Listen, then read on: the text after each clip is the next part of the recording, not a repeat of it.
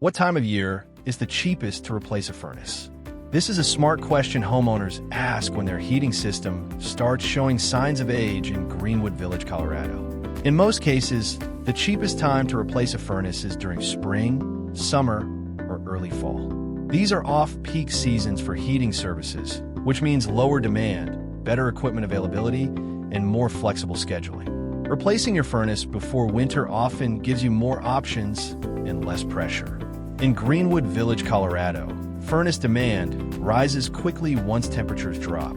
Winter replacements often happen after sudden breakdowns, which limits scheduling flexibility and can reduce equipment choices. Planning ahead during warmer months helps you avoid emergency situations.